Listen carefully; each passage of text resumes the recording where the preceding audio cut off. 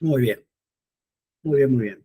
Bueno, che, como se propuso en estas clases de repaso, el título que me pidieron que hable tiene que ver con la posición femenina y la maternidad en el texto de ideas directivas, que son dos puntos importantes a destacar del texto.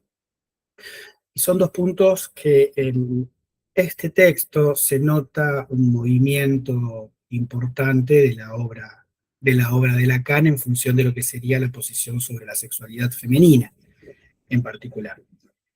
Se me ocurre como idea ir recorriendo el texto lo más detallado que podamos y en función de eso, bueno, ir encontrando estos temas de lo que sería la posición femenina y la maternidad en este escrito tan difícil.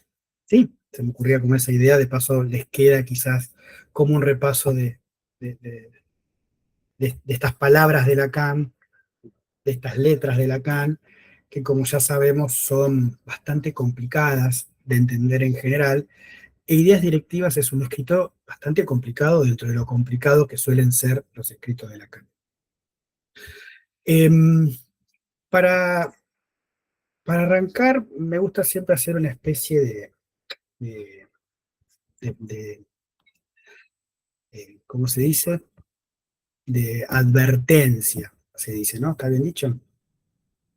La advertencia tiene que ver con eh, este escrito de Lacan, tiene que ver con la antesala de un coloquio que se iba a desarrollar en los Países Bajos, en Ámsterdam, en 1960. O sea, estas ideas directivas para un Congreso de Sexualidad Femenina, el Congreso de Sexualidad Femenina iba a realizarse en Ámsterdam en 1960, pero ya Lacan en 1958, que es el año que se está fechado este escrito, comienza a marcar algunas líneas de trabajo que son las que él consideraba para su grupo de psicoanalistas franceses que se formaban con él, ciertas ideas que puedan comprometer al trabajo en ese congreso, en esos congresos donde la gente se junta a debatir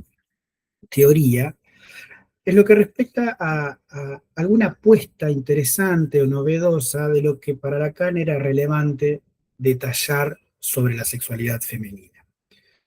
Esto se redacta, como le decía, 2 años antes y fue publicado antes de la publicación de los escritos en una revista que publicaba muchas cosas de los psicoanalistas franceses, que se llamó Le Psychanalyse, ¿no? Es una revista que tenía números de varios años y en cada uno aparece siempre algún texto de Lacan.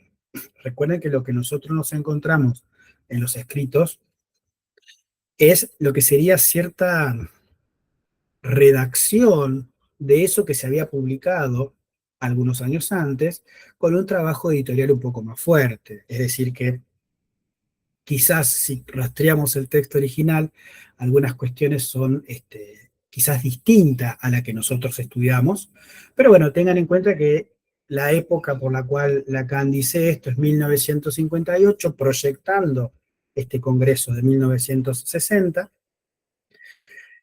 y que a su vez tira sobre sus seguidores, discípulos, sobre sus colegas de la sociedad francesa de psicoanálisis, su, sus directivas, lo cual eso también es interesante destacar.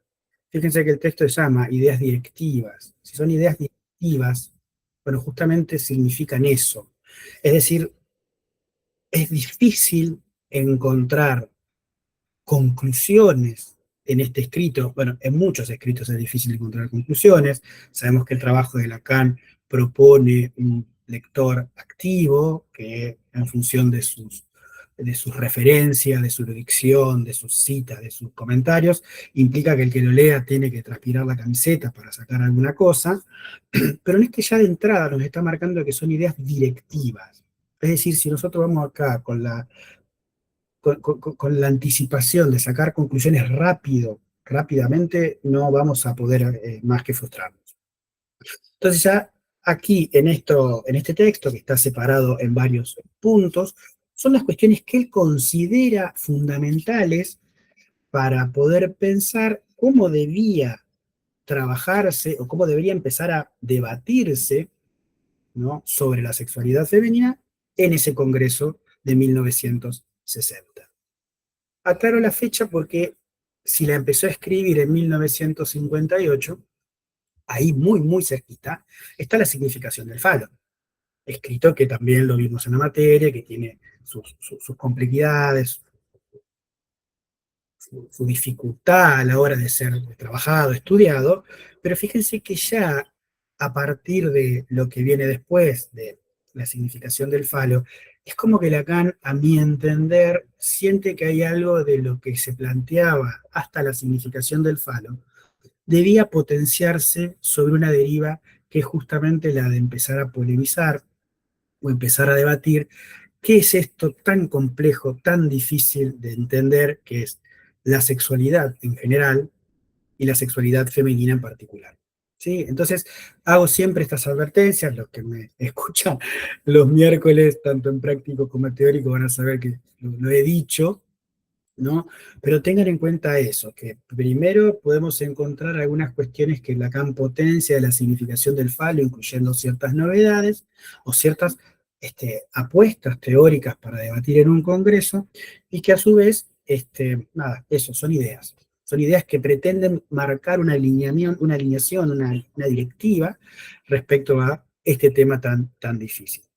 El texto está ordenado en 10 puntos, ¿sí? Son 10 puntos en donde él va a ir poniendo algunas cuestiones que son fundamentales con estas directivas, y en cada uno de esos puntos podemos rastrear elementos que son muy difíciles, ¿sí? Vale el lapsus, muy difíciles, pero muy importantes en lo que él pretendía con esta apuesta o esta arenga, ¿no?, para lo que se consideraba respecto de este tema. ¿Sí? Hecha la advertencia, si les parece, si estamos de acuerdo, arrancamos a comentar los puntos. Fíjense que son 10. Buenísimo, Fiona. Cualquier cosita, insisto, yo un rato voy preguntando si hay alguna duda y lo podemos ir charlando. Si no, al final le metemos con todo, ¿sí? Pero comentamos los primeros puntos y de última hago uno, dos o tres y de ahí recuperamos, ¿sí? Bien. El primer punto, el punto uno, es cortito. Es muy cortito y se llama Introducción Histórica. No, es un punto cortito que tiene solamente tres párrafos, y en estos tres párrafos Lacan, muy acotadamente, pero que sea acotado no significa que no sea contundente en lo que va a plantear, pone en esta introducción histórica lo que, a lo que se vieron enfrentados algunos lectores del psicoanálisis y practicantes del psicoanálisis sobre lo que es la lectura sobre la sexualidad femenina, ¿no? Es un tema que hizo que muchos psicoanalistas queden encerrados, una encerrona respecto de lo que sería la teoría y la clínica de este tema, ¿no? Y que a su vez considera Lacan que eso fue, esa encerrona llevó un periodo bastante prolongado. ¿Cuáles son los temas? No, dice que a pesar de que esté orientado o referenciado esta idea de la sexualidad femenina respecto a una represión de la castración paterna, como que la corriente histórica de trabajadores del psicoanálisis fueron llevando la cuestión de la sexualidad femenina a ciertas frustraciones que proveen de la madre, ¿no? Hay algo ahí de que entre la cuestión de la represión paterna, que se tiene en cuenta, pero que no se dimensiona en su total dimensión, en su total alcance, y quedar limitado a la cuestión de la frustración materna, ahí es como que se detuvieron en eso y no se pudo mover mucho más respecto de estos dos conceptos o estas dos nociones. ¿Por qué creo que habla de frustraciones? Digo, uno cuando plantea la frustración en términos de cierto sentido común, bueno, alguien se frustra en términos generales cuando no logra algo que desea, que quiere. quiere irse de vacaciones y no lo logra y se frustra. Uno quiere rendir un examen y no se puede rendir y se frustra, ¿no? Tenemos esa idea en términos del sentido común de lo que sería la noción o el concepto de frustración. Pero si llevamos la idea de la frustración, ahí nos encontramos con cierto marco dialéctico que Lacan investiga y que tiene que ver con la idea del complejo de Edipo. ¿Por qué? Porque Lacan trabaja a partir de su seminario 4 y en algunos momentos del seminario 5 han sido mencionados las famosas categorías de la falta: frustración, privación y castración, ¿no? Acá menciona esta idea de la frustración porque en algún sentido queda enganchada en cierta relación de daño imaginario, ¿no? La cuestión del Edipo queda enganchada en la cuestión de la frustración por un daño imaginario que toma o se da entre la relación de la madre fálica y el hijo-hija narcisista.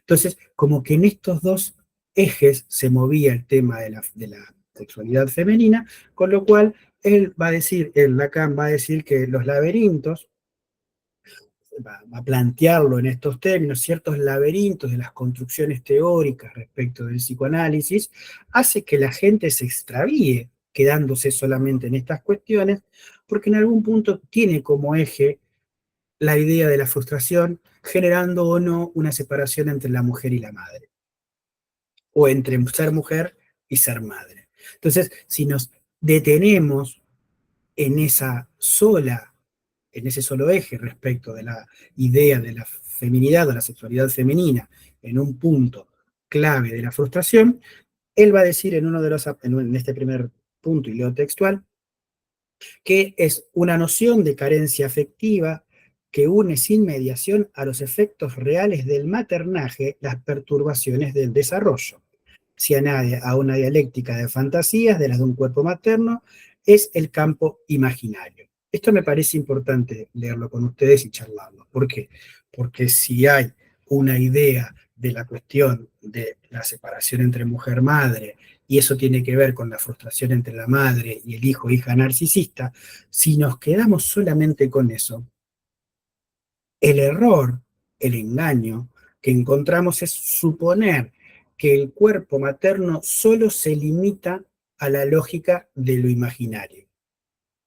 Y si solo se limita a la lógica de lo imaginario, entendemos que el cuerpo materno se completa de esta manera y ahí el eje de lo que sería la futura feminidad es en relación o no al lugar de lo imaginario.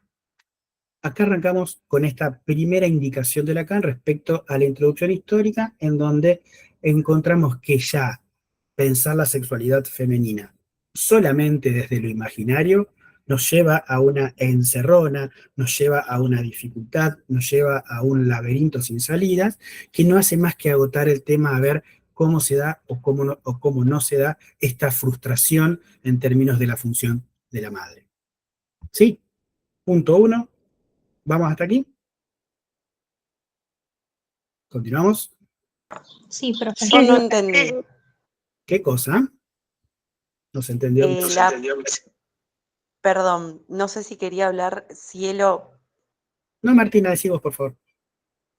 Yo no terminé de entender lo que tiene que ver con el cuerpo imaginario de la madre y lo que completa el cuerpo paterno. No dijimos lo que completa el cuerpo paterno. Dijimos que en todo caso, si pensamos una sexualidad femenina en donde el eje está puesto en la frustración, ahí lo que prima es una lectura de la sexualidad sostenida desde lo imaginario. Acá te introduce el tema, que es algo de lo que va a trabajar en los siguientes puntos, ¿no? O va por lo menos mencionar, pero tiene que ver con esta lectura de un complejo de Edipo, en donde la salida de una sexualidad femenina normal, como lo va a decir Freud, igual después lo vamos a retomar más adelante, sería con la idea de una maternidad, porque la mujer, la niña, busca el falo. Como la madre no se lo da, va al padre. Como el padre no se lo da, ¿qué hace? Se convierte en madre. Y eso nos lleva a pensar que se queda encerrada una idea de feminidad sostenida desde la maternidad. Y eso es una lectura imaginaria, porque acá lo que vamos a encontrarnos es con una idea de que la feminidad no necesariamente tiene que ver con la maternidad, tiene que ver con otros elementos que es lo que van a aparecer en los puntos siguientes. Pero acá no es que el cuerpo paterno completa, no, lo que dice Lacan es que tenemos como dos líneas. Sí, se le da bola a la castración paterna, sí, pero el problema está en que creemos que tiene que ver con la frustración, en tanto lo que pasa entre esa madre y el falo imaginario. Esa madre y ese falo que tiene que ver con cómo ese niño o niña queda introducido como un narcisismo completar. Y ahí, bueno, encontramos que limita o acota algunos puntos que ya antes de en la significación del falo no habían quedado tan en claro, porque lo que queda como más particularizado en la significación del falo es el sostenimiento de un goce fálico. Y acá empiezan a aparecer otros elementos. Ahí estamos, Martina, un poquito mejor. Sí, perfecto, ahora sí. Bien. Y acá escribió Martina, otra Martina. ¿Sería una mirada más biológica? Sería una mirada que tiene como soporte imaginario y que tarde o temprano termina reduciéndose a las cuestiones biológicas. ¿Sí? Ahora vamos, en los otros puntos vamos a encontrar estos datos. ¿Sí? Porque dice algo interesantísimo sobre la biología acá. ¿Alguien más quiere preguntar? Me parece que alguien había prendido el micrófono.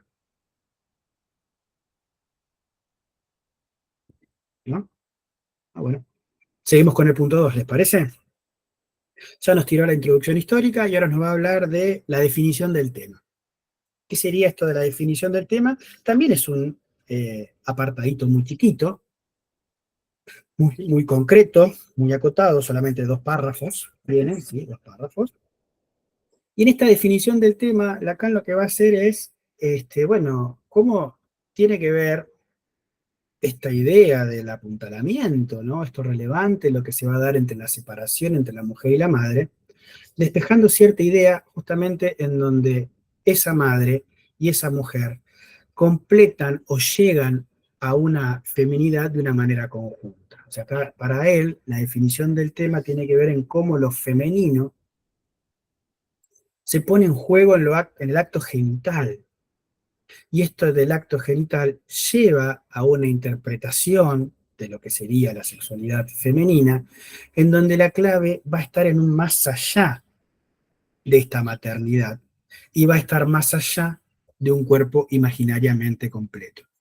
Vuelvo. Lacan va a decir en esta definición del tema, lo que intenta marcar es cómo hay una relevante particularización respecto a lo que sería la separación de la mujer y la madre. Hay que separar mujer de madre, porque en esta separación de mujer de madre ya no caemos en esta idea que una mujer para ser mujer tiene que ser madre. Y si creemos que una mujer para ser mujer tiene que ser madre, hablamos de una feminidad atada a la maternidad y hablamos de un cuerpo imaginario totalmente completo.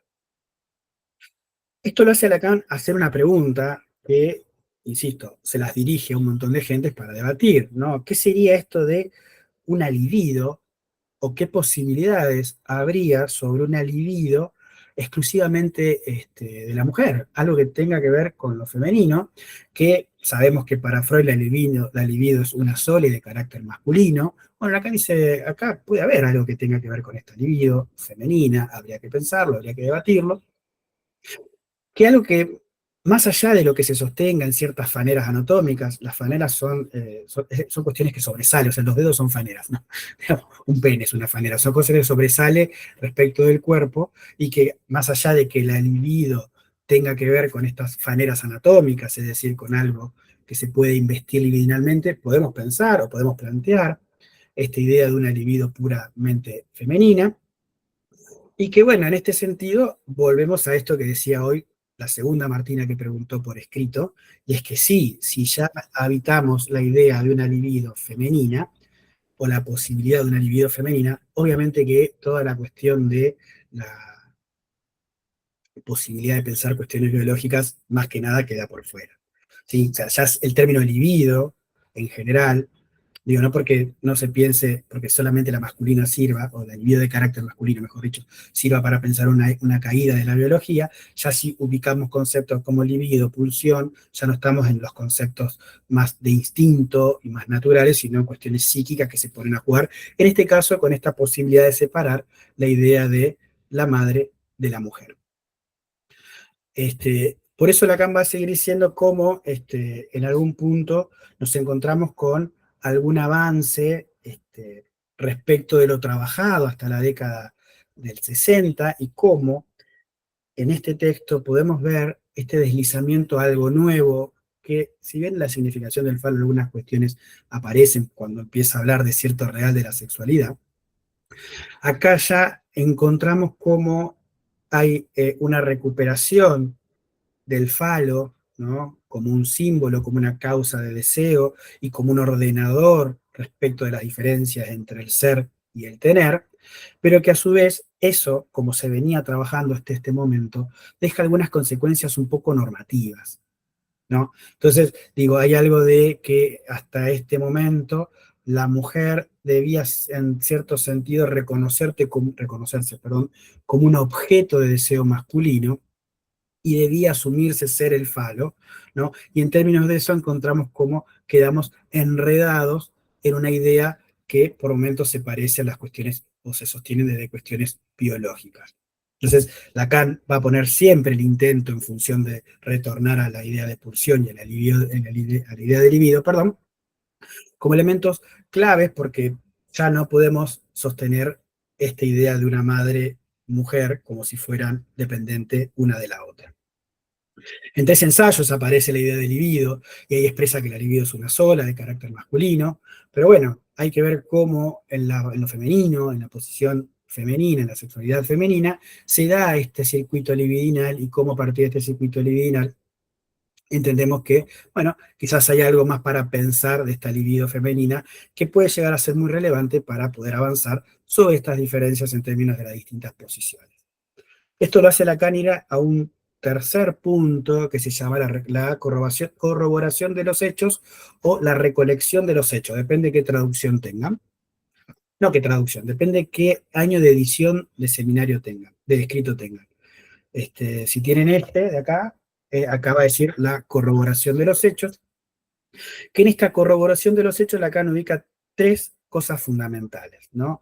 Que cuáles son estos tres datos destacables para despejar ciertas incógnitas, cuáles son estos hechos que se recolectan, que se van a corroborar, para poder plantear el problema y las dificultades que esto conlleva para el discurso del psicoanálisis.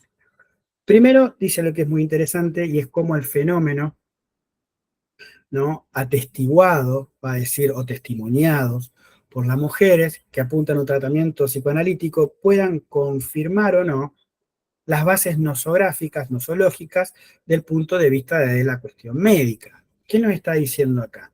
Nos está diciendo Lacan que, en algún sentido, si estamos tratando de salir de la idea, o al menos plantear una salida a la idea de una madre-mujer, que eso tarde o temprano sostenido de una cuestión imaginaria, tiene un sustento biológico, bueno, necesitamos mujeres que se analicen y que en esos análisis testimonien, digan, cuenten lo que acontece en su análisis, porque de esta manera podemos entender claramente cómo se rompe cierta idea o cómo cae cierta idea de tradición médica respecto de lo que es la sexualidad. Esto es algo que Lacan lo pone mucho a jugar en este escrito y es cómo se puede promover el testimonio, el relato de las mujeres que se analizan o que son analistas, ¿no? Como que tratar de que sea desde las posiciones femeninas que se puedan testimoniar el lugar de la sexualidad femenina, porque si no, tarde o temprano queda como un reducto de vaguitos hablando de sexualidad femenina, cuando en realidad las que tienen para aportar sobre lo que testimonian de sus análisis son las posiciones femeninas. ¿Sí? Entonces ahí encontramos el primer punto, el A, de lo que sería una corroboración de hechos o recolección de hechos. El segundo es interesante también porque, bueno, cuestiona esta idea de cierta subordinación del psicoanálisis con estas bases nosológicas desde el punto de vista pura y exclusivamente médico. ¿Y ahí qué nos va a decir Lacan? Bueno, es fácil. Primero tenemos que tener el testimonio de las posiciones femeninas en sus análisis o de sus análisis. Y después, ¿qué tenemos que tener además de esto? Tenemos que tener que en estos testimonios nos vamos a encontrar con un inconsciente. Y si nos encontramos con el inconsciente testimoniado, comentado por la gente que se analiza, ahí hallamos retoños de deseo, cuestiones que tienen que ver con cierto reconocimiento de ese deseo inconsciente, que claramente, si hablamos de una recolección de testimonios sobre los acontecimientos inconscientes, y estos acontecimientos inconscientes tienen que ver con un deseo inconsciente, ahí ya sabemos que desde el psicoanálisis no quedamos enredados en una cuestión puramente biológica, puramente imaginaria, sino que hay algo que tiene que ver con cierta estructura simbólica que determina la sexualidad en general y la sexualidad femenina en particular.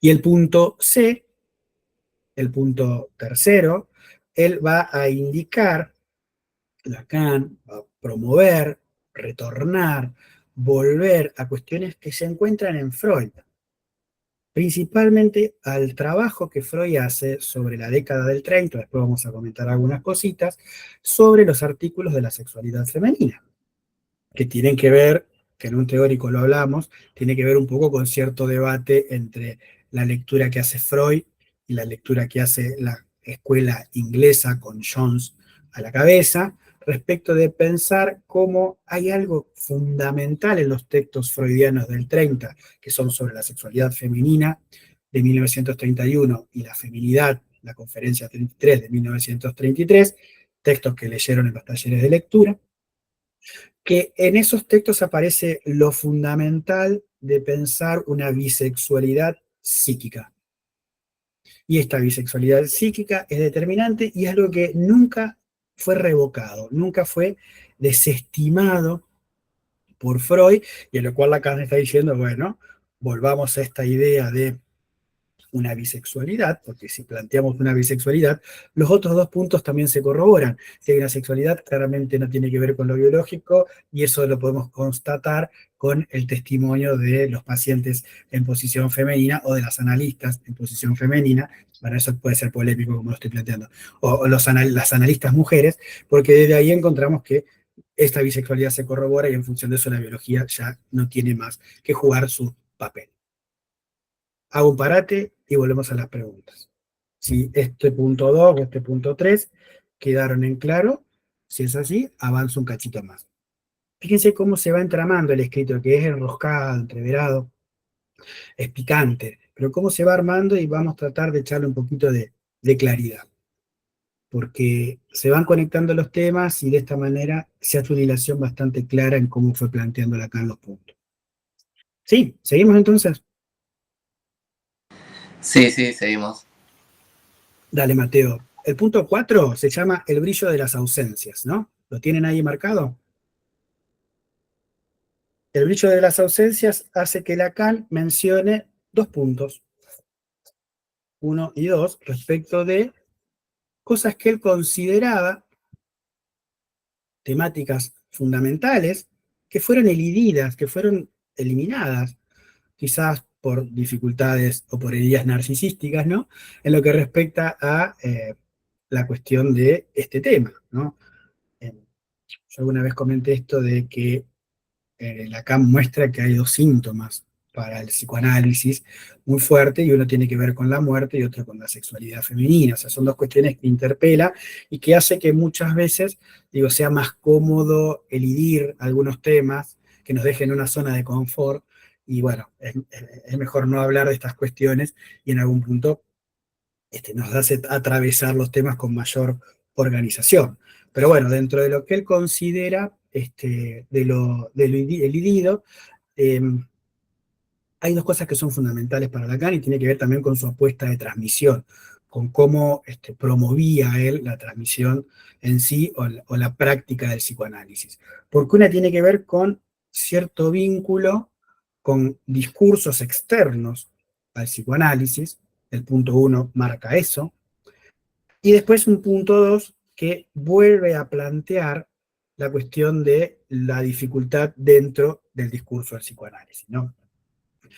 ¿Se acuerdan en Psicoanálisis y Medicina cuando Lacan habla de lo marginal y lo extraterritorial, diciendo que lo marginal tiene que ver con eh, cómo se pone el psicoanálisis por fuera de cierto discurso hegemónico, y lo extraterritorial tiene que ver con la posición cómoda de algunos psicoanalistas respecto a quedarse en ese lugar marginal?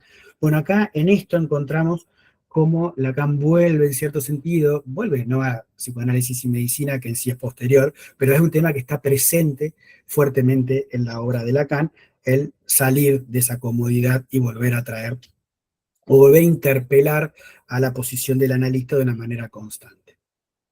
El primer punto, el punto 1, es muy interesante porque es una novedad, porque digo, es bastante fuerte lo que dice acá respecto a otras lecturas, otras cosas que he dicho en otro momento, y es que plantea o promueve que los psicoanalistas, las psicoanalistas, tienen que darle importancia a ciertos descubrimientos de ciertos temas por parte de la fisiología. Nuevas adquisiciones de la fisiología, dice Lacan en el punto 2. Por ejemplo, los hechos del sexo cromosómico y sus correlatos genéticos, su distinción del sexo hormonal y la parte que les comprende en la determinada anatómica. Y si bien siempre se impone la reserva en su interpretación clínica, no deja de hacer reflexionar por haber quedado ignorados por una práctica donde se alega de buen grado de acceso mesiánico sobre unos químicos decisivos. Esto a mí me parece tremendamente importante destacar, porque parece una contradicción, pero no lo es. O sea, estamos hablando de la idea de pensar una sexualidad fuera de la biología. Claramente Lacan apuesta a eso, retornando a Freud. Pero acá él está diciendo, ojo, eso no significa que no debamos desde el psicoanálisis saber qué pasa en otros discursos. Esta materia tiene mucho de eso, porque por algo vemos textos de sexualidad de otros discursos, la cuestión de agresividad, lo jurídico, la cuestión, o sea, tiene muchos contrapuntos, o sea, para nosotros puede llegar a ser un poco más habitual el ser interpelados o el interpelar a otros discursos. Pero acá no está diciendo cualquier otro discurso, no está hablando de un discurso de género, no está hablando de un discurso político respecto de la violencia, está hablando de la biología. O sea, tengamos en cuenta que por más que hagamos psicoanálisis y los testimonios que leíamos en el punto 2 tengan que ver con un deseo inconsciente, esto no implica que no tengamos que saber qué sucede en otros carriles o en otros caminos, porque es importante incluir estos desarrollos, es fundamental incluir estos desarrollos, no para poner la biología como una causa. Claramente la biología no es causa del inconsciente, sino para entender cómo se están moviendo los otros discursos, y esto es lo que nos hace no caer en una actitud mesiánica. ¿Qué sería eso? Creer que desde el psicoanálisis se puede responder absolutamente todo, ¿no? Digo, la menstruación en la mujer. Podemos decir una interpretación falopa de que tiene que ver con el deseo inconsciente del hijo no nacido. Y sí, podemos masturbarnos toda la vida con esas interpretaciones, pero eso no hace que eso sea un síntoma psicoanalítico, y la menstruación puede tener que ver con un registro hormonal. Si la menstruación pasa a ser una pregunta para ese paciente en función de algo, ahí se convierte en algo a pensar desde el psicoanálisis. Esto no significa que, insisto, digamos que acá la cara esté diciendo, bueno, la biología es lo que nos va a ordenar. No, estamos constantemente diciendo que no, pero tengamos en cuenta que esta está y hace avances, y en estos avances nos encontramos con un montón de cosas. Y este montón de cosas nos ayudan a pensar o a entender algo de qué pasa en la interpelación entre el discurso y psicoanálisis con otras cuestiones, sobre todo con esto, no caer en un psicoanálisis como respuesta mesiánica a cualquier interrogante. Si no, sería una cosmovisión, y bueno, ya sabemos qué dijo Freud al respecto. Y el punto 2 es muy interesante, porque acá viene a pensar esto de lo interno, ¿no? La cuestión, esto era el psicoanálisis con otro discurso, era qué pasa con la gente de la comunidad, ¿no? ¿Qué pasa con la cuestión de esta paradoja original respecto de lo que sería el discurso psicoanalítico? Y es, bueno, el sostenimiento de algún punto del falo como un elemento para pensar el desarrollo libidinal. Ahí vuelve Lacan a insistir en los textos, acá dice de los años 1927 a 1935, que son textos que van a cuestionar en algún punto o poner en tensión la idea de la fase fálica respecto de la mujer, y que bueno, eso dio en esta encerrona que decía en la historia, en la introducción histórica respecto de el broche imaginario que se le pone al tema, porque en algún punto Lacan lo que nos termina diciendo, bueno, tengamos en cuenta que para poder ubicar esta idea de lo fálico en lo femenino, tenemos que contar con algunos recursos que son los recursos que Lacan plantea en toda su obra. O sea, como que nos está diciendo, para entender esto tienen que leerme a mí, digamos, ¿no? ¿Cuáles son estos puntos? Bueno, primero pensar el falo en una doble vertiente, que el falo no es solamente imaginario, sino que tenemos un falo simbólico, cosa que se trabajó en la significación del falo, y segundo, que la gente a veces no cuenta con sus registros, real, simbólico, imaginario, para promover una lectura respecto de lo que serían ciertos ajustes del tema, evitando así los deslizamientos conceptuales y una adhesión a una sexualidad femenina que si se queda sostenida desde lo biológico, desde lo imaginario y en parte desde lo biológico, termina siendo algo normativo que no genera más que desvíos respecto del discurso del psicoanálisis. Bien, ¿se va entendiendo? Sí. Capaz Sí, que voy medio lento de más, pero bueno, me parece que es mejor, ¿no? venimos bien, profe, muchas gracias. Bueno, vamos a seguir lento entonces. Vamos a seguir lento. Vieron que sigue con algo ya polémico. Se llama el punto 5, la oscuridad sobre el órgano vaginal. Por lo menos, digo, polémico en términos de los desarrollos que se venían haciendo en su primacía respecto de este tema. Porque todo esto que tenía que ver con ciertas ausencias, ¿no? Esta idea de dejarnos interpelar o pensar en lo que pasa con la biología y no contar con ciertas cuestiones de los registros lacanianos y la apuesta a un retorno a esos textos freudianos de la década del 30, entendemos que ahí hay una libertad que queda, ¿no? Para pensar en una fisiología como fundamental para el psicoanálisis.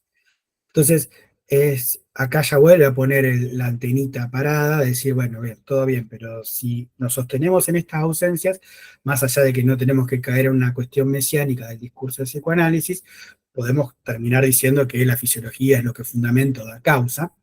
Pero entonces es que Lacan incluye acá esta idea de pensar qué pasa con el órgano vaginal, qué pasa con la oscuridad que reviste este órgano vaginal, y que en definitiva lo que comporta o soporta es un goce, y acá empiezan estas palabras tan lacanianas, un goce que no se sostiene pura y exclusivamente desde lo fálico. Esto ya lo voy a ir explicando, no se desesperen, ¿no? Pero la idea de que la vagina sea una especie de tiniebla inviolable, como lo define él, nos hace perder de que ahí hay muchos elementos que no han sido debidamente argumentados por seguidores de Freud, ¿no? Fíjense que la oposición bastante trivial entre el goce clitoridiano y la satisfacción vaginal, estoy leyendo textual, ha visto a la teoría reforzar su motivo hasta hojear en él la inquietud de los sujetos, incluso llevarla hasta el tema, si es que no hasta la reivindicación, sin que se pueda decir, sin embargo, que su antagonismo haya sido elucidado con más justeza. Es por esta razón de la que la naturaleza del órgano vaginal conserva su tiniebla inviolable.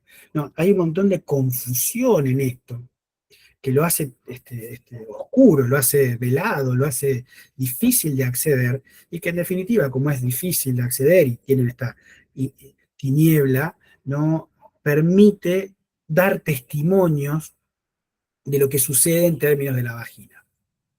¿Cuál sería el alcance de la vagina en la sexualidad femenina? ¿O cuál sería el lugar fundamental para pensar la vagina en la sexualidad femenina en términos de lo que promueve desde esta zona que ya se despega del clítoris? Recuerden que en Freud encontramos cómo hay una etapa que tiene que ver con lo fálico, ¿no? Cuando el clítoris se comporta como un pene, y después aparece el periodo de latencia para que en el empuje puberal o en la metamorfosis, como lo llama él en 3 ensayos, aparece una primacía de lo genital. Bueno, acá hay algo con la vagina que no está claro, que tiene muchas dificultades, que hace que se pegotee vagina, clítoris, un goce con el otro, y eso genera dificultades a la hora de los testimonios o de escuchar qué hay para decir sobre el tema.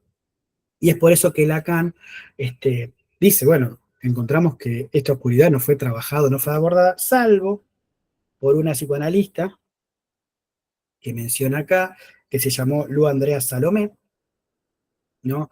Digo, en algún punto Lacan está diciendo, bueno, esto de la vagina, las mujeres analistas no han estado a la altura de las circunstancias, salvo Lu Andrea, que fue una escritora rusa muy importante en el movimiento psicoanalítico, que conoció a Freud en algún momento, que fue muy importante para varios intelectuales de la época, y que en 1911, ¿no? Ya forma parte, Lu Andrea, del círculo cercano de los desarrollos teóricos del psicoanálisis, ¿no? Fue una de las pocas mujeres que fue aceptada a este círculo de Viena, que se juntaban, círculo psicoanalítico de Viena, que se juntaban a debatir los miércoles con un anillo secreto, bueno, toda esta cuestión también media de película thriller que atravesó parte del movimiento psicoanalítico. Fue la primera, no fue la única, pero fue la primera mujer en ser incluida ahí justamente por sus cualidades clínicas y teóricas muy, muy maravillosas, ¿no? Si tienen oportunidad de leer cosas de Andrea Salomé, es brillante. Fue brillante, cosas más allá de la teoría psicoanalítica. Las novelas son novelas del fines de 1800, y ya tiene una lectura de la posición femenina desde cierta avanzada, que digo, cualquier feminista de hoy tendría que recurrir a esos textos, de hablar de una mujer libre, de hablar de una mujer que no necesita de casarse, digo, ya en fines de 1800. Después le voy a pasar datos de alguna, si les interesa como tema para el verano. ¿Qué dice Lu Andrea Salomé? Ella plantea en un artículo esto de lo que Lacan menciona acá, la toma de arriendo. Leo la frase, así lo encuentran en el texto. Dejando aparte la famosa toma de arriendo de la dependencia rectal en la que la señora Lu Andrea Salomé tomó posición personal, se ha atendido generalmente a metáforas cuya altura en el ideal no significan nada que mezcla producirse en el primer llegado, nos ofrece como una poesía menos intencional. Salvo lo que esta mujer dijo sobre la toma de arriendo, el resto quedó en metáforas de lo que podría pensarse de la cuestión de la vagina y no dijo mucho más que cosas que no terminan por solucionar nada. ¿Qué es esto de la toma de arriendo? La toma de arriendo, Lu Andrea escribió en 1915 un texto que se llama Lo análido sexual, que fue un texto muy elogiado por Freud inclusive, donde plantea esta idea de lo que es la toma de arriendo. Y se trata de cierta cuestión de dependencia rectal del recto con la vagina. O sea, es un análisis que ella plantea respecto de la relación entre el ano y la vagina y cómo a partir de eso hay ciertos puntos para pensar la genitalidad de la vagina, la sexualidad de la vagina, con la sexualidad poloanal como zona erógena, ¿no? Eso es algo que ella lo plantea y que después termina diciendo que, bueno, que hay una especie de evaporación de esta madurez, de esto en la madurez sexual, pero que en algún punto, en algún momento hay algo de la cercanía entre el recto y la vagina que producen que estas dos zonas sean erógenas y tengan cualidades que, bueno, se pierde en términos de pensar el pene como el único rector o como algo que representa solamente el falo. Este texto, lo anal y lo sexual, fue el texto sobre la transposición de las pulsiones, en particular del erotismo anal, de 1917, de Freud, quizás lo tengan presente. Él dice esto, la cita, dice, el recto y la vagina, que felizmente Andrea Salomé expresó en su texto de la toma de arriendo, o sea, con esto marco que no fue cualquier cosa lo que dijo, sino que llegó a calar hondo en Freud. Inclusive hay un agregado en 3 ensayos, en una de las ediciones posteriores, si no recuerdo mal, en 1920. Cuando vean a Morortu, 3 ensayos, en algún momento él va a plantear una cita al pie, o no, perdón, una parte del texto que al bajo te dice que es un agregado de 1920. Ese agregado ya tiene la referencia con respecto a lo que dice Andrea Salomé respecto del erotismo anal y cómo esto tiene como punto decisivo en la cuestión de la feminidad, ¿no?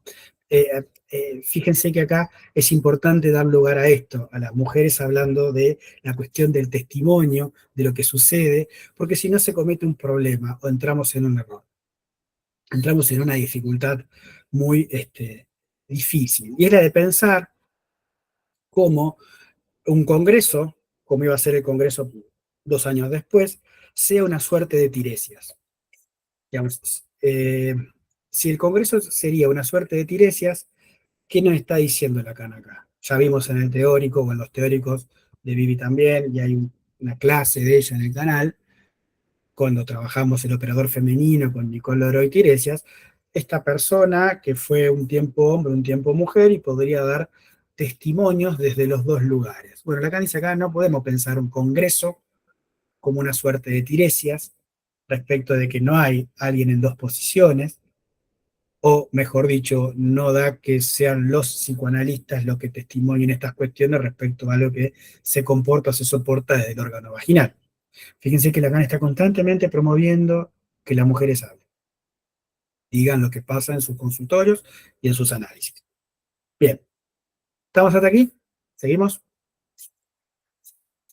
Seguimos, profe. Bueno, punto 6. El punto 6 se llama el complejo imaginario y las cuestiones del desarrollo. ¿Sí? Este ya es un poquito más largo. Y esto es importante porque, bueno, justamente la idea de pensar en un cuerpo imaginario, que Lacan lo viene tratando de combatir desde el principio del escrito, y esta idea de una cuestión de desarrollo, nos extravía. Vuelve a insistir en cuáles son las cosas que nos confunden. Porque ya sabemos que desde el psicoanálisis la idea de desarrollo no es una palabra muy, muy feliz, ¿no? Porque no se puede pensar una cuestión en términos positivistas, no hay un desarrollo en términos de ir evolucionando y pasando etapas, pero si nos quedamos en un sostenimiento de la lógica imaginaria, nos abrochamos a ese ideal. Estos símbolos imaginarios, que van a tener obviamente vínculo con las imágenes, sujetan el simbolismo inconsciente a esta cuestión del complejo, reprimiendo y sosteniendo ciertas representaciones, pero pura y exclusivamente imaginarias. Entonces, Lacan, en esto de pensar el cuerpo imaginario y las cuestiones de desarrollo, aborda cierta lógica de pensar la sexualidad más desde un sostenimiento de debate en términos de los distintos autores que lo hicieron llevar, lo que lo dieron llevar a cabo, lo hicieron llevar a cabo, y a su vez entender cómo hay cierta complicidad de Ernest Jones en esta dificultad que se fue generando para pensar esto del complejo imaginario y la idea del desarrollo. Ernest Jones lo vimos en La significación del falo, Lacan lo menciona ahí, lo vimos en las clases del seminario 5, Lacan lo menciona ahí, fue un importante psicoanalista inglés, el biógrafo de Freud, y que, bueno, se dio al debate de esta idea de la sexualidad femenina, a la cual generó bastante, bastante discusión respecto a cuál era la posición freudiana. En el seminario 5, que acá lo tengo, en la página 286 hay una frase, hay un parrafito de Lacan que se los voy a leer. Dice, hay 3 artículos importantes de Ernest Jones sobre el tema. Uno de 1935, que se titula Early Female Sexuality, el artículo del que hablaremos hoy. Eso es lo que Lacan va a hablar en ese seminario 5. Pero había sido precedido, o sea, a ese texto de 1935, a 2 textos anteriores. The Phallic Face, presentado en un congreso que es del año 1932, y después hay uno que se llama El desarrollo temprano en la sexualidad femenina, Lacan lo dice en inglés ahí, que es mencionado por Freud en 31, y que ese se llama, tiene que, es del año 1927. A ver, voy de adelante para atrás. 1927 hay un texto de Jones. 1931 Freud le contesta. 1932 sale el de Phallic Face y 1935 sale el desarrollo de la sexualidad femenina. Lacan va a volver a mencionar estos 3 textos, lo va a mencionar en términos de las particularidades de los planteos ahí de Freud, de Jones, y cómo se genera este intercambio que Lacan constantemente nos está haciendo volver. ¿Por qué? Porque ahí ve cómo dentro de la deriva de la corriente inglesa se termina cerrando esta idea a pensar un cuerpo pura y exclusivamente imaginario a sostenerse desde las líneas del desarrollo. El primero de los textos, Early Development of Female Sexuality, 1927, el desarrollo temprano de la sexualidad femenina, tiene una idea que es clave, que es fundamental, y es cómo Jones, a partir de cierta casuística que toma respecto de casos de homosexualidad femenina, va a intentar lograr cierta correspondencia entre el temor de castración en el hombre y la mujer, pero que a su vez lo deriva a pensar cómo hay ciertas diferencias entre los desarrollos psicosexuales de la mujer homosexual y respecto de la heterosexual. Con lo cual, a partir de lo que él plantea en ese año, en ese texto, lo hace ubicar un concepto a Jones, que es el concepto de afánisis y que Lacan lo menciona en varios lugares. Lo menciona porque lo toma de Jones y después Lacan igual lo transforma para lo que le interesa ir, pero ¿cuál sería la definición de Jones de afánisis? La definición de Jones de afánisis tiene que ver con la extinción total, la extinción permanente de cierta actitud en el placer sexual. No, sería la ausencia de las posibilidades de experimentar placer, focalizándose o localizándose en la falta de deseo sexual, y que esta falta de deseo sexual, producto de la afánisis, localiza ahí un temor terrible para el hombre y para la mujer. Jones va a decir que ahí los psicoanalistas van a una idea falocéntrica excesiva al haber desestimado la importancia de cierta lógica de lo femenino, pero fíjense que con esta particularidad de pensar a la afánisis como el terror tremendo que se produce respecto de la falta de placer sexual, hay algo que a Freud no le cierra mucho, y es el lugar de la castración. Es decir, no está diciendo Lacan en este punto 6 que no hay que tener en cuenta que la falta del deseo sexual puede ser aterrante, sino que no podemos pensar que esta afánisis produzca un terror mayor que el terror del lugar de la castración. Y entre estos temas es que van a hacer el debate Freud-Jones, pensar el lugar de la castración o el lugar de la afánisis respecto de la sexualidad femenina. Esto traído en el texto de 1927.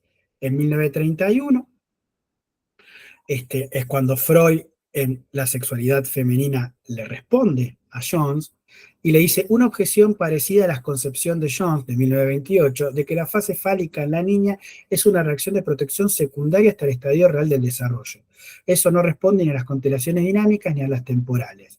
Fíjense que si hay una idea de sostenimiento a la falta del desarrollo sexual y en algún punto aparece esto como algo terrorífico, aparece esta lógica del desarrollo en donde lo que sería es toda una cuestión de sexualidad femenina sostenida desde cierta protección respecto de algo secundario a lo que sería lo real del mismo. Es decir, que aparece toda una cuestión defensiva, una posición fálica de la mujer defensiva respecto de cierta falta de consideración sexual.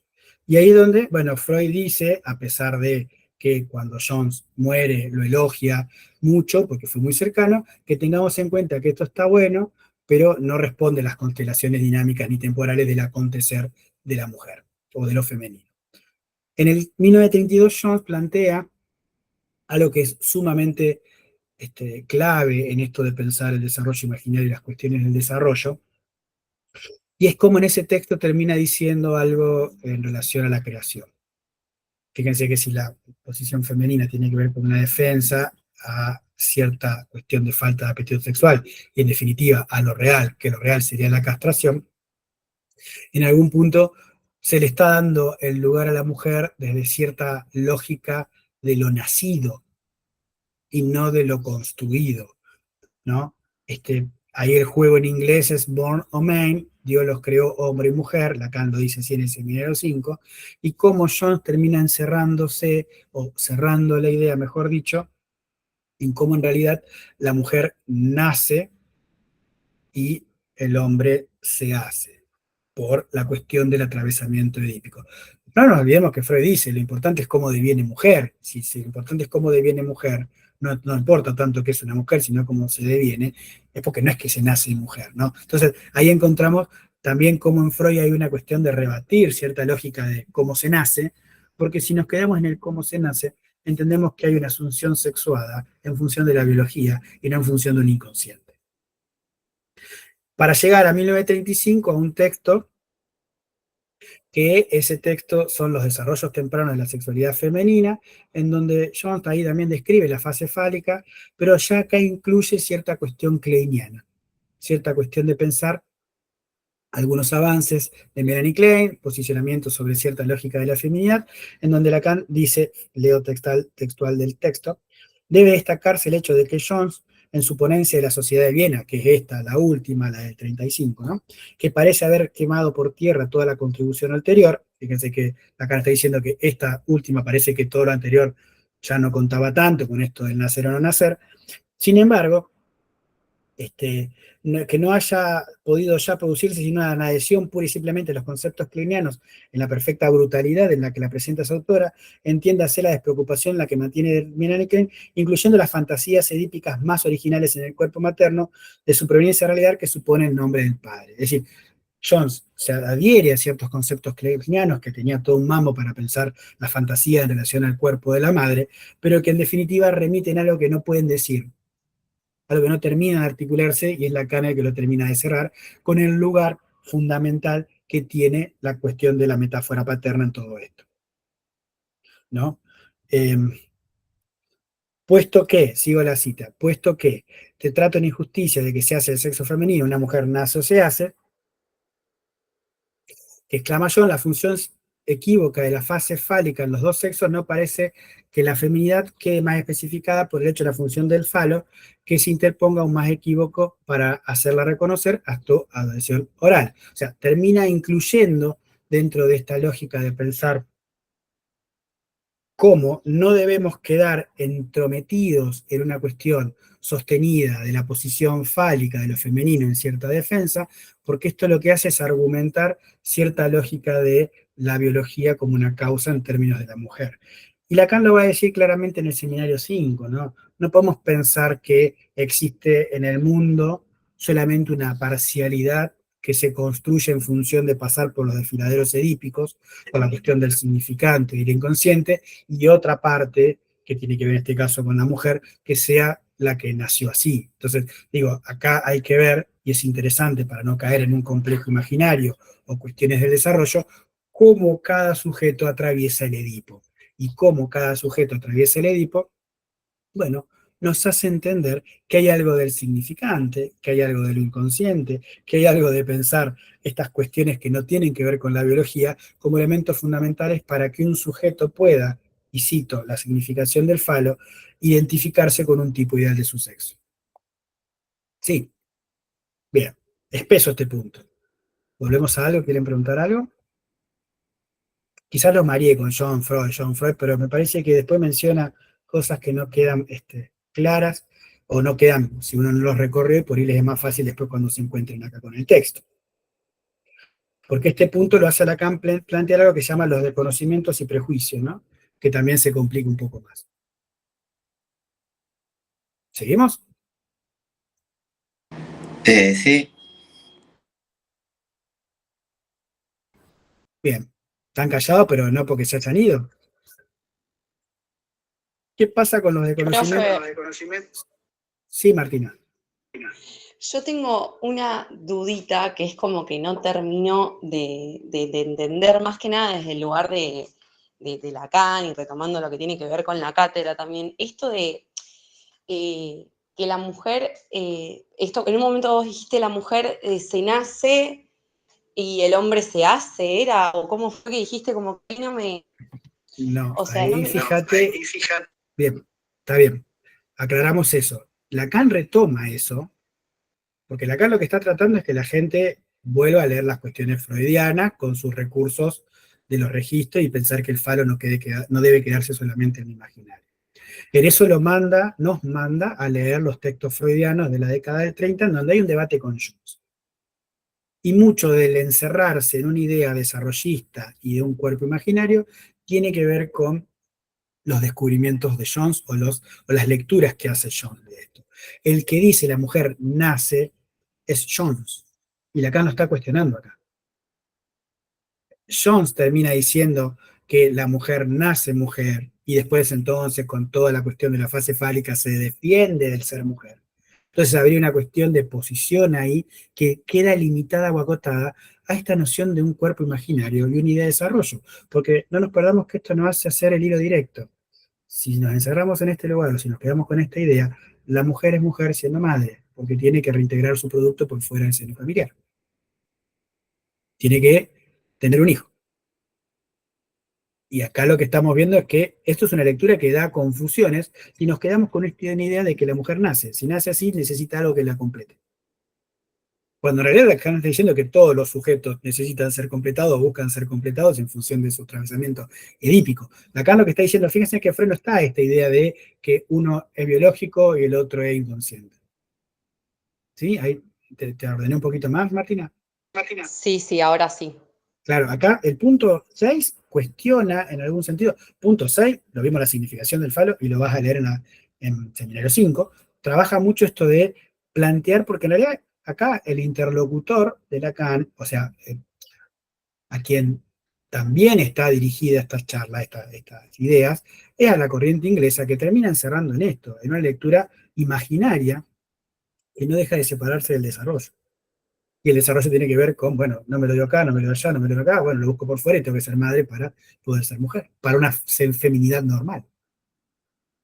Si tenés en cuenta todo lo que carecemos, toda la dificultad de la vagina, todas estas cuestiones que viene diciendo o anunciando Lacan, bueno, claramente no nos podemos quedar en un desarrollo solamente imaginario. Porque el imaginario es engañoso, es intuitivo, nos lleva al error, no cierra ahí de ninguna manera. Ahí estamos un poquito mejor. Sí, sí, súper. Y volviendo a la otra parte de tu pregunta, la posición de la cátedra en algún sentido es, son varias posiciones, pero en términos de que, bueno, ustedes tienen un montón de contrapuntos en estos temas y un montón de contrapuntos en otros temas. O sea, la idea de la cátedra no es bajar línea, sino promover el debate en algún sentido. Ahora, acá lo que estamos viendo es cómo con Lacan lo que hacemos es volver a Freud, y Freud encontramos que, bueno, no es solamente una cuestión biológica. Por algo Freud atiende a Jones en la respuesta que le dice que era un discípulo sumamente cercano. ¿No? ¿Cómo encontramos que en realidad hay una lógica fundamental en este otro castrado, en la madre como primer objeto de amor, en la bisexualidad funcional, constitucional, que es entendida en este rol de pensar a lo femenino, no desde una pura pasividad? Viste que lo dice ahí en los textos de sexualidad femenina, Freud. Creemos que lo femenino es pasivo, estamos muy equivocados porque requiere de mucha actividad. Un poco Lacan vuelve a eso, ¿no? Dar lugar a esa actividad que requiere el ser mujer o el devenir mujer. Pero esto tampoco podemos hacerlo si no hay testimonios de gente que debería hacerlo.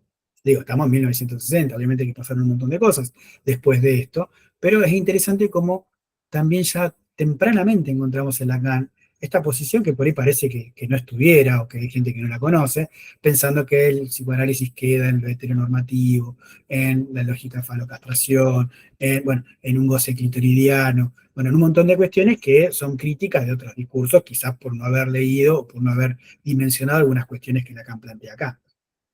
Y que si Lacan las plantea acá es porque en algún punto, de alguna manera, están en Freud. ¿Estamos ahí? Sí, sí, perfecto. Buenísimo. ¿Qué pasa con los desconocimientos y prejuicios? Punto 7. Continúa las críticas, sus directivas continúan a ciertas críticas, ¿no? De cómo viene pensándose en términos imaginarios y cómo este imaginario saca la idea de, bueno, la articulación de lo simbólico, ¿no? Y si quieren les agrego algo complicado, la cuestión de lo simbólico en términos de pensar los extravíos imaginarios en un cuerpo que también es real. Porque ¿qué sería un cuerpo? Bueno, tiene algo de lo no representable, más allá de que se imaginarice. Por eso es que Lacan ahí en algún punto plantea esto de los desconocimientos y prejuicios, que lo hace pensar a lo que a mí me parece fundamental. Pobre la gente de los prácticos, lo escucho 100 veces, pero fíjense cómo arranca. En el mismo punto conviene preguntar si la mediación fálica drena todo lo que puede manifestarse de pulsional en la mujer. y principalmente toda la corriente del instinto materno. ¿Por qué no plantear aquí que el hecho de que todo lo que es analizable sea sexual no implica de que todo lo que es sexual sea accesible al análisis? Es una pregunta que la hablamos bastante en el práctico. A mí me parece muy importante tratar de subrayarla y pensarla. Fíjense cómo Lacan acá dice algo que es interesante. ¿Por qué no plantear aquí que el hecho de que todo lo que es analizable sea sexual? Primer parte. Es decir, que cuando uno va y habla de un síntoma, un sueño, un lapsus, habla en análisis en términos de lo que implica el inconsciente, tiene que ver con lo sexual. Que es el sueño, un deseo sexual, infantil y reprimido, decía Freud, ¿no? Bueno, por ejemplo. Entonces, lo que se puede analizar en un diván tiene que ver con lo sexual. Claramente sí tiene que ver con lo sexual. Ahora bien, ¿cómo sigue la pregunta? ¿Por qué no plantear aquí que el hecho de que todo lo que es analizable sea sexual no implica que todo lo que es sexual sea accesible al análisis?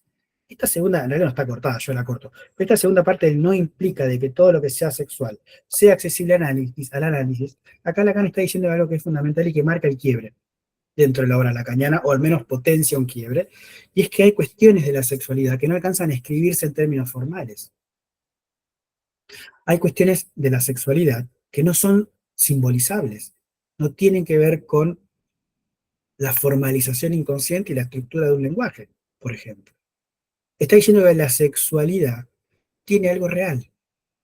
Y si tiene algo real, no nos encontramos cerrados o encerrados en cuestiones pura y exclusivamente imaginarias y puramente exclusivas del desarrollo. Me parece importantísimo que esto lo puedan tener presente, porque esto habla de un real de la sexualidad, y es lo que marca después las lecturas del 70 de Lacan.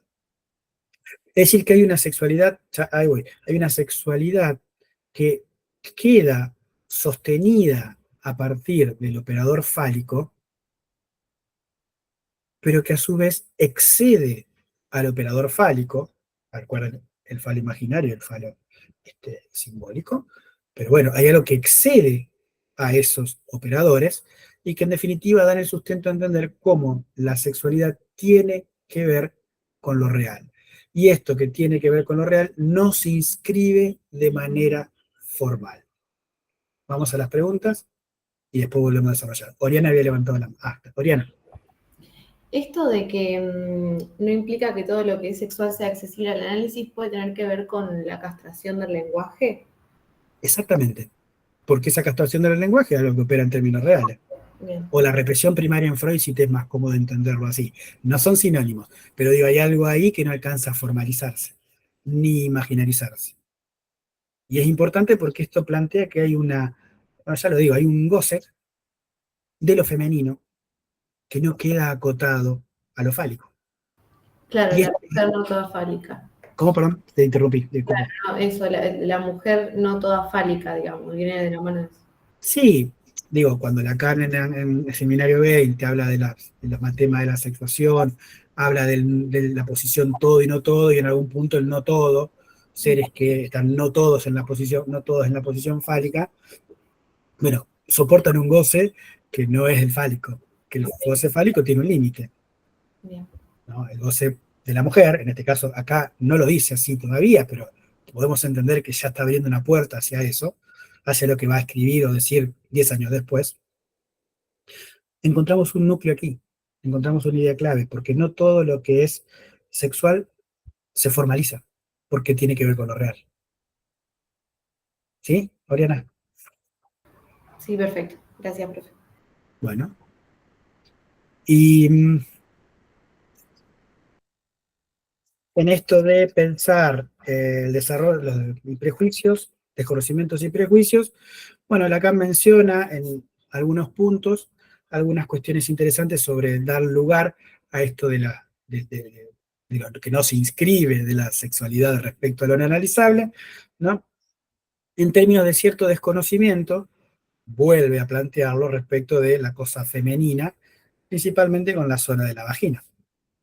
Destaca otra analista acá, que se llamó Josie Müller, está entre paréntesis, que fue una psicoanalista seguidora de Klein, murió muy joven, por eso no fue quizás, no trascendió tanto, pero fue muy importante en el poco tiempo que vivió todo lo que desarrolló, un artículo que tiene ella que se llama Una contribución al problema del desarrollo libidinal en la fase genital de la mujer, que es un artículo de 1925, y ahí esta psicoanalista indaga sensaciones vaginales de los lactantes, de las lactantes, destacando el lugar de la vagina como un lugar sexualmente investido.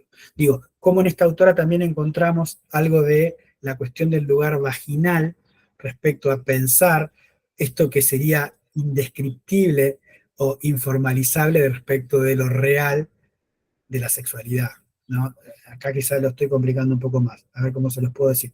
Como el lugar de la vagina, en términos de que más allá de las tinieblas y la oscuridad que represente, posee sensaciones libidinales, vagina que a su vez carece de representación, porque no se especulariza, en términos de las identificaciones imaginarias, es un agujero que en algún punto permite a pensar algo de esto que lo lleva hasta un goce, o que se plantee en un goce, que no se sostenga pura y exclusivamente desde lo fálico. El día que hablamos esto en el práctico, salió un debate re lindo en términos de, bueno, pero hay un goce clitoridiano. Sí, pero el goce clitoridiano, o sea, si desde la posición femenina el goce queda en términos del lugar del clítoris, el goce sigue siendo fálico, ¿no? Sigue teniendo que ver con esto que se pierde. Ahora, el soporte de un goce pensado desde el lugar, desde lo vaginal, con estas dificultades que tiene que ver con la representación, son clave, y ahí encontramos, como en este caso Müller, lo que hace es encontrar que, bueno, que hay sensaciones tempranas en la vagina y que esto tiene que ver con un desarrollo de libidinal fuerte, que nos hace pensar que, bueno, justamente no todo lo que tiene que ver con la sexualidad se inscribe en términos formales, en términos de lo fálico. Y esto lo hace a Lacan pensar o plantear algo que es muy interesante, y es la posición que se toma respecto del masoquismo femenino, ¿no? El punto 2. Sigue el problema de masoquismo femenino que se señala ya cuando se promueve una expulsión parcial, o sea, califíquesela o no de pregenital, regresiva en su condición al rango del polo de madurez genital. Digo, porque ¿cuál sería la dificultad de pensar el masoquismo femenino? Lo que Freud sostiene en 1924, cuando plantea en cierto sentido en Pegan a un niño algunas cuestiones de la lógica del masoquismo, y que a su vez retoma en el escrito El problema económico del masoquismo, texto de Freud que quizás lo han leído, en donde explora Freud ciertas aspiraciones sexuales, ciertas aspiraciones pulsionales, que en algún punto contradicen o ponen en jaque la búsqueda de placer, y sosteniendo que en algún sentido esta vida pulsional en algún punto tiene en parte cierta lógica masoquista. Freud habla de tres masoquismos, ¿no? Un masoquismo erógeno, que tiene que ver con la condición de excitación sexual, un masoquismo femenino, como una expresión de cierta lógica natural en la mujer, o en lo femenino, y de una moral como una norma de conducta en la vida. Bueno, al que nos importa a nosotros es el del masoquismo femenino, que en algún sentido lo que termina diciendo Freud ahí es cómo la clase del lugar del masoquismo en términos de lo femenino produce desde el hombre, ¿no?, cierta fantasía en donde lo que requiere es el sometimiento de una mujer en términos de la objetivación de la misma. Es decir, que en algún punto lo femenino, si no se da lugar a lo real de la sexualidad femenina para la erotización y a las particularidades de la vagina, quedan solamente pensado desde un objeto de satisfacción masoquista para las fantasías del hombre, que es un poco lo que aparece en la comedia neurótica, en la pareja histeria, obsesión, digamos, es algo que clínicamente está. Pero si la mujer, por ser mujer, tiene que ser un objeto de satisfacción del hombre, ¿cómo goza? ¿Cómo obtiene placer? ¿Le importa el goce vaginal? ¿O qué le importa, no? Es esto de que se finge el orgasmo. ¿Por qué se fingiría un orgasmo? ¿Para satisfacer a quién? A la mujer no, si no está satisfecha. Digo, son posiciones masoquistas que están, no es que esto quedó fuera de carpeta o de agenda, pero son posiciones masoquistas, que son las que Lacan está tratando de decir, bueno, pero acá no es solamente eso, o no hay que quedarse en eso, porque desde ese lugar no hay posibilidad de pensar la sexualidad femenina en sí misma. Queda la mujer reducida a un objeto masoquista para la satisfacción del hombre. ¿Y cómo sería la mascarada femenina? Hacer todo lo posible para que el hombre esté contento, feliz y goce. Y el goce femenino no importa. Algo que es sumamente contradictorio. Si a su vez tomamos la idea de este goce que va más allá del falo. Porque si hay un goce en lo femenino que va más allá del goce fálico, no solo no está buena la posición masoquista para que goce el varón, sino que a su vez hay algo de pensar que el goce en términos de esta articulación a un goce de la mujer es infinito, o es muchas veces mayor. 10-1, ¿cómo es que dice lo de Tiresias? 7-3, ¿cómo es? Digo, ¿cómo es la proporción de quién goza más en función de lo que plantea ahí Tiresias? Bueno, justamente salir de ahí o pensar una clínica desde ahí hace que ya no se piense una cuestión imaginaria en donde en algún punto la mujer tendría que quedar sumisa o reducida a un objeto de satisfacción al otro. ¿Sí? Vamos hasta acá. ¿Se entiende esta parte? Tal cual, profe. ¿Sí? Pero es un aporte, o es una duda, es un aplauso. No, es como un aplauso, se entiende, se entiende. Bueno, bien. Esta problemática inclusive trae consecuencias del psicoanálisis, ¿no? Porque en algún punto, bueno, eh, queda entramado en las cuestiones del objeto del deseo, y esto tiene que ver con cómo salir de un objeto masoquista o cómo poder pensarse como un objeto causa de deseo, ¿no? Pero bueno, esto nos hace pensar cómo ya encontramos acá en esta parte del escrito algo que se despeja quizás de los planteos de la significación del falo, en donde, bueno, encontramos una exclusividad de lo fálico como un operador, que no está mal que lo haya dicho Lacan, y por eso volvemos a ese texto, pero que a su vez encontramos ya en esta parte como que, bueno, pero ojo, desde la posición femenina se puede pensar un goce con mayor contundencia.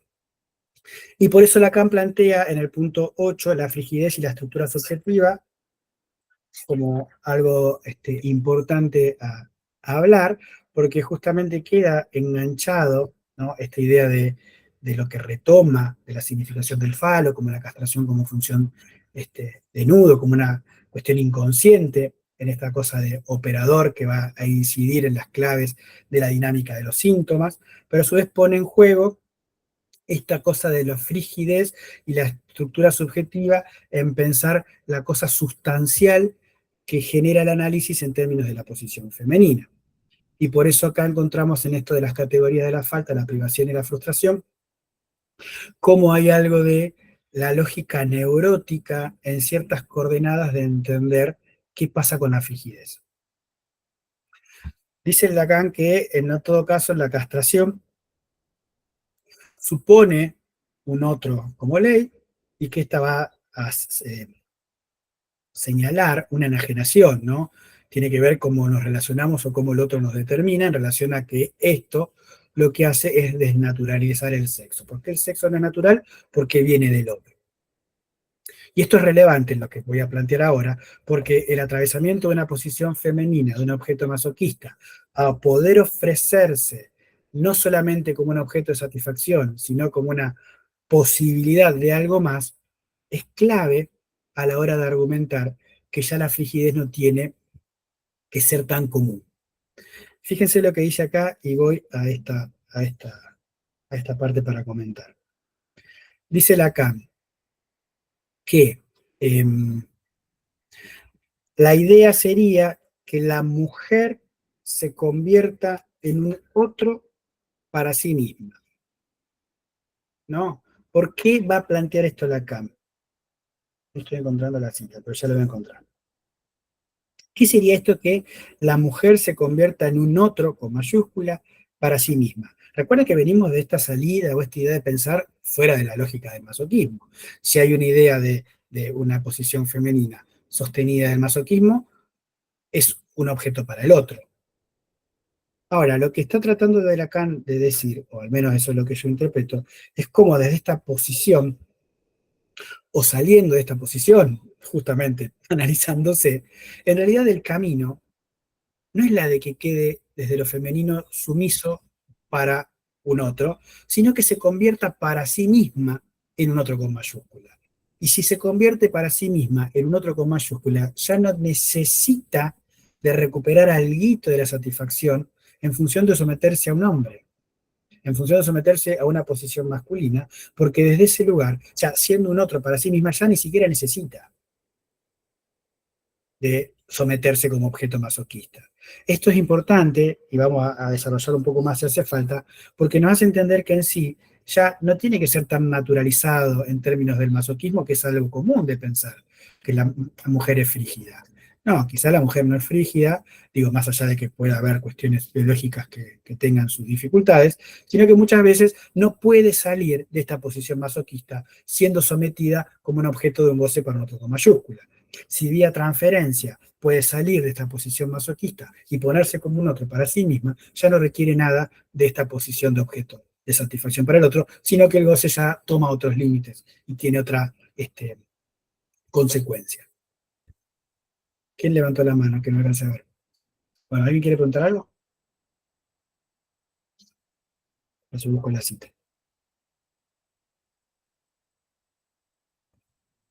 Esta parte es compleja del texto, pero es importante en términos de pensarse así o pensarlo así. La idea que está... Mateo. La cita está en el primer párrafo del punto 2. Ah, bueno, gracias. Un principio sencillo de plantear es que la castración no podría deducirse únicamente del desarrollo, puesto que supone la subjetividad del otro con mayúscula en cuanto al lugar de su ley. La alteridad del sexo se desnaturaliza en la alienación. Bueno, estas fueron las cosas que estuvimos comentando. El hombre sirve aquí, perfecto, gracias Mateo, el hombre sirve aquí de relevo para que la mujer se convierta en un otro para sí misma como lo es para él. O sea, ya no necesita de ser el objeto del hombre, ya es un otro para sí misma. Entonces ya no se entiende esta idea de bancarse la frigidez como un recurso fundamental o clave o nodal o naturalizado de la posición femenina, porque si es masoquista, si hay frigidez, porque lo que importa no es si la mujer goza, sino el goce del otro. Que sea un releve, o sea, que pueda relevar eso para hacer un otro para sí misma, abre un campo interesante de pensar la sexualidad con un goce que va más allá de lo fálico, que va más allá del lugar de lo fálico y que tiene el sustento en esto de la oposición femenina como un no todo, que era lo que decía la compañera. ¿Sí? Bueno, el punto es más largo, dice varias cosas más, porque plantea esta idea de lo que pasa con la envidia del pene, cómo Jones queda enganchado en esto de la envidia del pene y plantea que la cuestión fálica en algún sentido debe ser sostenida como una fetichización del falo o una fobia que se agarra del objeto fálico. Eso lo hace pensar en cierta cuestión de una lógica perversa en relación a la cuestión de la feminidad, y que en realidad lo que está diciendo Lacan es que ya en Freud encontramos una escisión del yo, y esa escisión del yo, que es algo que en Freud aparece hasta el final de su obra, en esta particularidad de pensar un yo dividido, bueno, ya hay algo ahí de la imposibilidad de la representación en términos imaginarios y que puede permitirnos pensar una salida de la mujer desde este lugar de objeto masoquista para un otro. ¿Sí? Y avanzo un cachito más y cerramos, porque si no, no nos vamos mal, ¿les parece? Total, cualquier cosa después consulta. El punto 9 se llama la homosexualidad femenina y el amor ideal.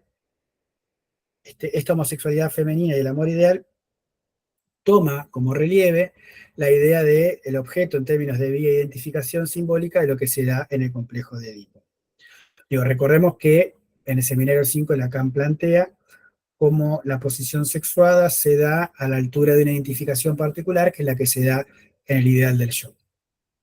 Y eso, en algún sentido, plantea cómo, bueno, a partir de la salida del Edipo y a partir de este ideal del yo, se puede pensar la posición sexuada. Ahora, ¿qué pasa con la idea de la perversión en términos de cierta lógica de lo que sería la cuestión de la sexualidad en sí misma, ¿no? Entonces, si pensamos la particularidad de una fetichización de un objeto, ahí hay algo que se necesita utilizar para que no se pueda sostener o dar lugar a la castración.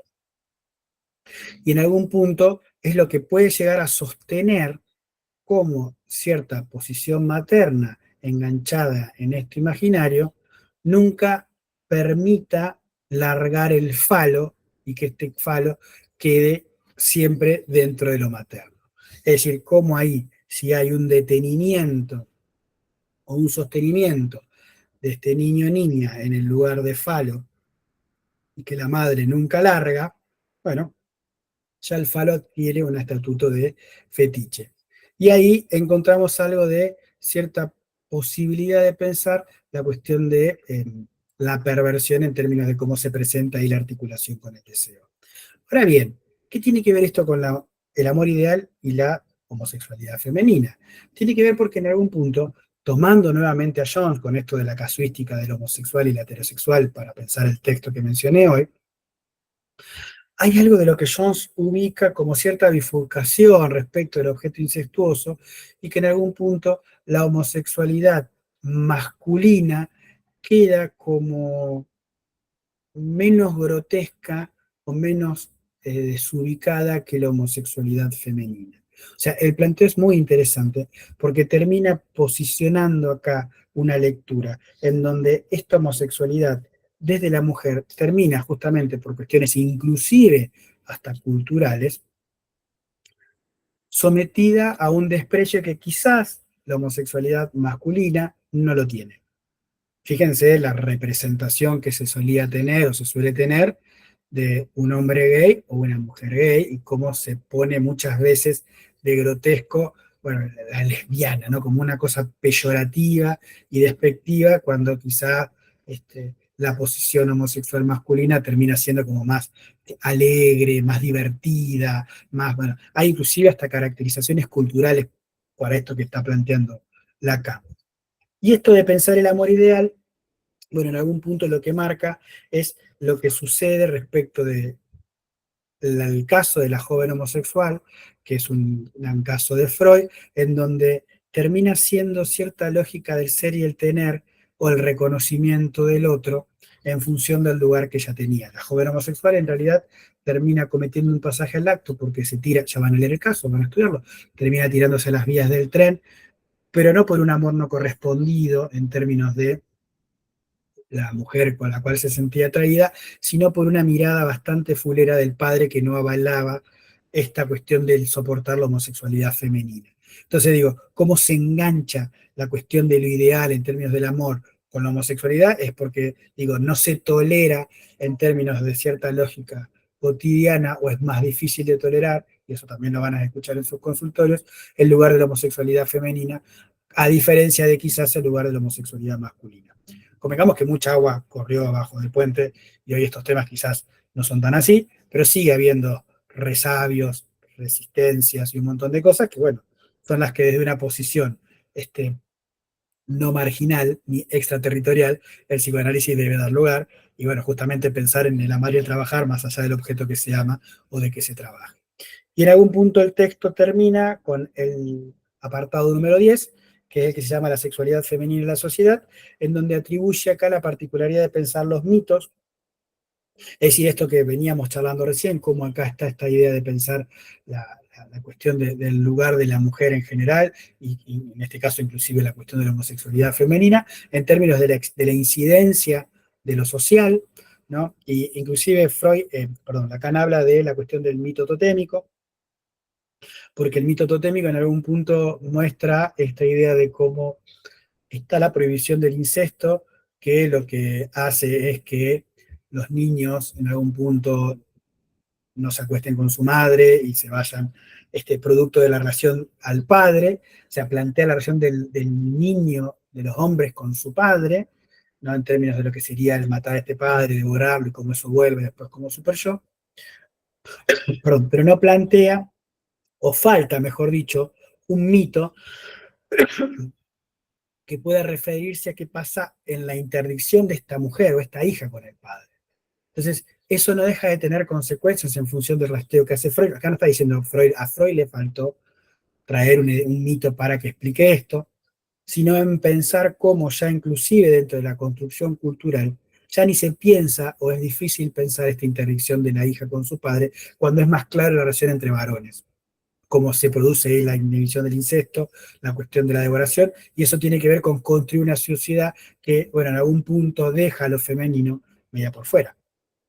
Y si deja por fuera, bueno, en algún punto, dije varias veces en algún punto, de alguna manera lo que hace es tomar por cotidiana ciertas cuestiones culturales que no dejan más que dejar articulada a la mujer, a lo imaginario, a lo biológico, al sometimiento, a la posición masoquista, a que no importa su posición sexuada, a que no importa si goza o no goza, y a que en definitiva tiene que bancarse que los psicoanalistas varones expliquen qué les pasa, ¿no? Entonces, digo, para cerrar la idea de la clase y abrimos el diálogo, me parece fundamental cómo en este texto encontramos muchas cosas que son las que, digo, pareciera que Lacan nunca dijo, Freud nunca dijo, que son las que interpelan hoy la cultura y que ya hace varios años, ¿no? 60 años, un poquito más, ya Lacan las estaba articulando y las estaba mencionando como puntos fundamentales.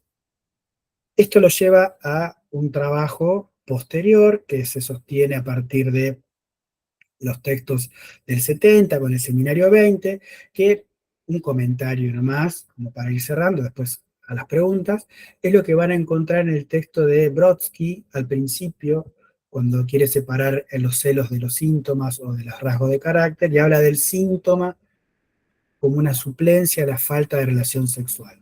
No, esto del síntoma como una suplencia a la falta de relación sexual son los desarrollos de lacanianos del 70, pero que desde lo que yo considero y un poco lo que compartimos con la cátedra, es que esos desarrollos del 70, con esta idea de que la mujer no existe, no hay relación sexual y un montón de cosas que Lacan articula ahí, ya se encuentran algunos gérmenes en este escrito del 58 para el Congreso del 60, justamente con la mujer siendo otro para sí misma, con un real de la sexualidad, y cómo a partir de esto queda totalmente despejado.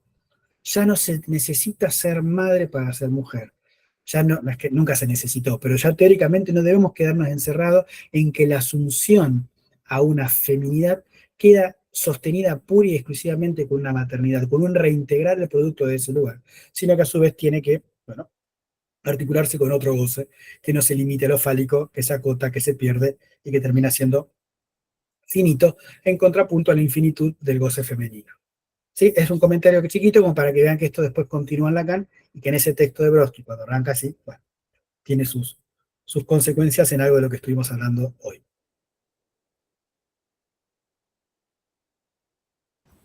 Perdón, estoy con una alergia tremenda. Bueno, muchachos y muchachas, charlamos un ratito, no sé si quieren decir algo. Nosotros le dimos 2 clases a este texto, es muy difícil para resumirlo en una, pero bueno, me parece que dentro de todo pueden encontrar acá un paneo para repasarlo a la hora de los exámenes, ¿no? Si alguien quiere levantar la mano, prender la cámara, saludar.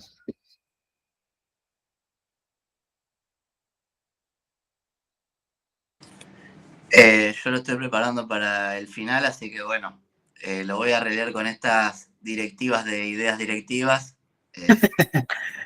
Bueno. Estuvo bueno, me gustó. Sí, sí, yo creo que eso es importante porque si no nos confunde, ¿viste? Creer que Lacan te va a dar respuestas claras y las hace, pero no sin un esfuerzo. Me parece que la cuestión de provocación aquí está muy fuerte, sobre todo para justamente promover que sean las mujeres las que digan y que hablen, porque son las que testimonian estas cuestiones, pero sí, tira cosas que son así, que inclusive esto de la biología, dar lugar a la cuestión cromosómica, no es algo que él después reproduzca en otro lado, digamos, son cuestiones que la va diciendo para arengar, pero que bueno, que terminan ahí enganchadas en poder pensar una sexualidad que no se ate a la biología y que justamente permita pensarnos como seres que viven la sexualidad de una cuestión de falta de objeto. Primero hagamos preguntas del texto y ya después apago la grabación, y si no, respondo las otras preguntas más formales, porque si esto quedó bueno, lo subo al canal. Ah, si la podemos subir, Corina, dale, vamos a tratar. Dale, dale. Perfecto. Fiona, te respondo después. Juliana, levantaste la mano. Sí, profe, disculpe que no activo la cámara, pasa que No pasa nada, no te preocupes. no me cambié. Perdón. Recién vuelvo de trabajar. Cuestión. En una parte, vos hablabas sobre el que si una mujer se hace o se nace. Yo, pensando en la articulación de este texto con la significación del falo, cuando en la significación del falo Lacan dice que la castración tiene doble nudo, cumple una función de doble nudo por esta cuestión de que le da estructuración a los síntomas y no me sale la palabra, pero como que define la posición ante el ideal sexual. Sí, Sabiendo yo, esto, sí, ¿no se podría decir que la mujer se hace en vez de se nace? claramente. Digo, Ah, más allá de lo que diga ahí en la significación del falo, lo que Lacan está cuestionando es la idea que trae Jones, que fue la que marcó la corriente inglesa, respecto de pensar una biología como causa. Acá no está diciendo que la mujer nace, está cuestionándolo a ese ah, precepto de Jones, a esa noción que plantea Jones. Y lo vas a encontrar más trabajado en el seminario 5 con más datos, con eh, la cuando niña y el habla de la falo. niña y el La falo niña, la también. niña y el falo, aparece ahí. Ah, Y sí, la significación del falo nos viene perfecto porque ahí dice que la castración tiene función de nudo, claro. porque Ay, entonces entendí, permite profe. pensar lo analizable Claro, de los síntomas en términos de la neurosis, la psicosis y la perversión, sí. pero a su vez nos permite pensar en la asunción de un sujeto en una posición inconsciente, o sea, la posición de un sujeto, la posición sexuada en una relación inconsciente. Es decir, que la sexualidad o la posición sexuada de un sujeto va a depender de la relación inconsciente. Y si depende de la relación inconsciente, no tiene que ver con nacer, tiene que ver con una estructura formal. Y en este caso Lacan agrega otra cuestión, que tiene que ver con, en caso de la posición femenina, con que hay un goce que tampoco se inscribe en lo fálico. Y eso se puede relacionar también en cómo somos introducidos por el otro en el campo del lenguaje. El tema es que la introducción del otro al campo del lenguaje puede dejar sometida a la posición femenina como un objeto masoquista de ese otro. Ah, Atenti con eso. bueno, Sí, bueno. si somos introducidos por el otro en el campo del lenguaje, somos objeto de esa otredad en términos de lenguaje. Somos hablados por otro. Y ahí también se determina la lógica inconsciente y que eso va a plantear la posición sexual. Claro, por eso mismo lo decía. Ujú. Muchas gracias, profe. Creo Bueno, que Julián, entendí. me alegro. Y Grande, Juliana. si me preguntan esto, que yo sé que me lo van a preguntar al final, así que si lo puedo llegar a contestar va a ser gracias a esta clase. Así que millones de gracias. Bueno, esperemos que te vaya bien. Muchas gracias. Bueno, ¿algo más? Si no me prenden las cámaras, sí subo una foto a las redes que estamos full con eso. Estamos todos contentos. Marcia, fenómeno total. Estoy curando el mate, Marcia. Bueno, dejamos acá, dejo de grabar y vamos a las preguntas formales.